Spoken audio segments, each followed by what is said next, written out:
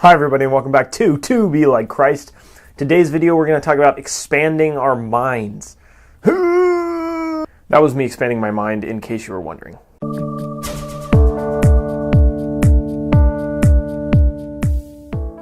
Let's read Matthew chapter 8 verses 18 through 20. Now when Jesus saw a crowd around him, he gave orders to go over to the other side. And a scribe came up and said to him, "Teacher, I will follow you wherever you go." And Jesus said to him, "Foxes have holes and birds of the air have nests, but the Son of Man has nowhere to lay his head." As we take a look at this video, I want you to put yourself in the shoes of a Jew, because that's the audience here. This man is a Jew and he's coming up to Jesus and he's saying these things. This man comes to Jesus and he says, "I'm going to go wherever you go." And Jesus says, "Well, there's some sacrifices you need to consider about that before you do it.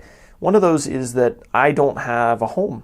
Now, thinking from the perspective of a Jew, when we look at the old law and the idea of a home, there was a direct correlation between obedience to the old law and a Jew having a home. God basically told the Jews, if you are obedient to me and you follow me, then I'm going to give you a place to live, and that's going to be the promised land, and that'll be your home, and I'll bless you as long as you're faithful to me.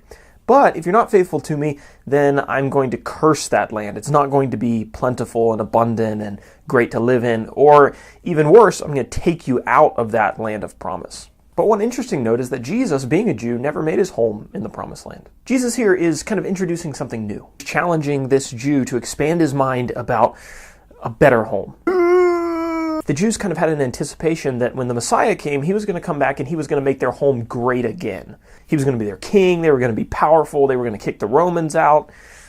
But that's not exactly the plan that God had set in place.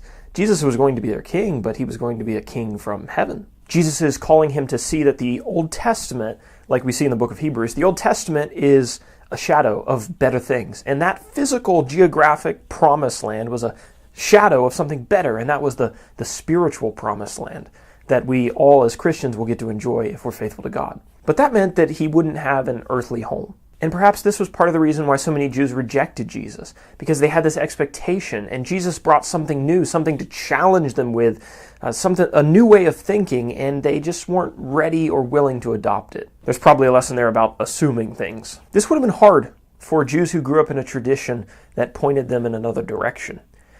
But I think it's just as hard for us, and we can struggle with the same difficulty that the Jews did in Jesus' ministry, because we can be tempted to make a home in the world.